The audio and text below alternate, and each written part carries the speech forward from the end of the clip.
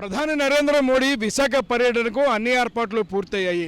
ప్రస్తుతం మనం ఆ రోడ్ షో జరిగేటువంటి ప్రాంతం దగ్గర మనం ఉన్నాం. ఇది ప్రధానమైనటువంటి రోడ్ షో జరిగే ప్రాంతం.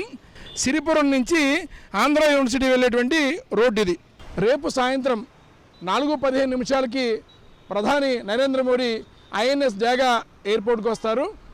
వారికి ముఖ్యమంత్రి చంద్రబాబు, డిప్యూటీ సీఎం పవన్ కళ్యాణ్తో పాటు ఇతర మంత్రులు స్వాగతం పలుకుతారు. మనకు కనిపిస్తుంది ఇది వెంకటాద్రి ఒంటిల్లు హోటల్ ప్రాంతం. ఇక్కడి నుంచే రోడ్ షో ప్రారంభమవుతుంది.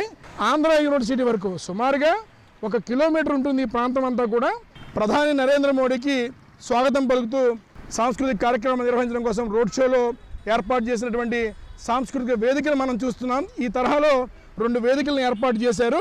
అదేవిధంగా ప్రధాని మోడీ, ముఖ్యమంత్రి చంద్రబాబు, పవన్ కళ్యాణ్ ముగ్గురు కూడా ఏ విధంగా అంటే ఎయిర్పోర్ట్ నుంచి వచ్చి ఇక్కడ వాహన శ్రేణి ఈ విధంగా ఈ ప్రాంతానికి వస్తుంది. ఈ ప్రాంతానికి వచ్చిన తర్వాత రోడ్ షో సంబంధించినటువంటి ఏర్పాట్లు చేసి ఇక్కడ ఓపెన్ టాప్ను సిద్ధం చేస్తారు.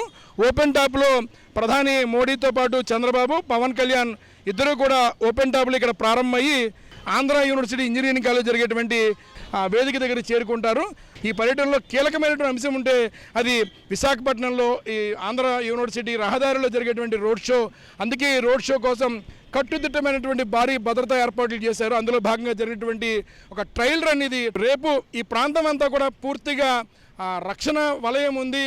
ఇప్పటికే ట్రాఫిక్ ఆంక్షలను పోలీసులు ప్రకటించారు. సుమారుగా 3,000 మంది పోలీసులు విశాఖపట్నంలో ప్రధాని నరేంద్ర మోడీ పర్యటన సందర్భంగా భద్రతా ఏర్పాట్లలో నిమగ్నమై ఉన్నారు.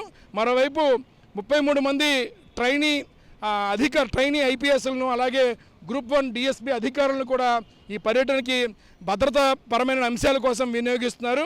సుమారుగా 2,000 మంది పైగానే అధికారులు ఈ పర్యటన నిమిత్తం పూర్తిగా ఏర్పాట్లను పరిశీలన చేస్తున్నారు.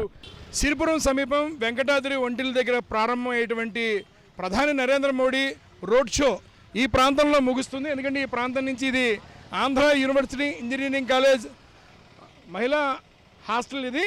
ఈ ప్రాంతంలో ముగిసిన తర్వాత ఇక్కడి నుంచి నరేంద్ర మోడీ వాహనం నేరుగా ప్రధాన వేదిక దగ్గర చేరుకుంటుంది.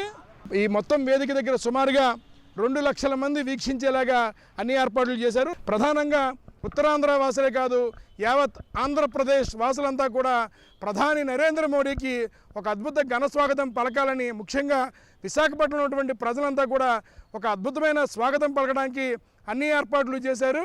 రోడ్ షో ఇందులో ప్రత్యేక ఆకర్షణగా నిలుస్తుంది. రోడ్ షోలోనే సుమారుగా 80,000 మంది పైగానే పాల్గొనేటువంటి తగ్గట్టుగా అన్ని ఏర్పాట్లు చేశారు. కెమెరా పర్సన్ ఏ శ్రీనివాస్తో ఆదిత్య పవన్, విశాఖపట్నం.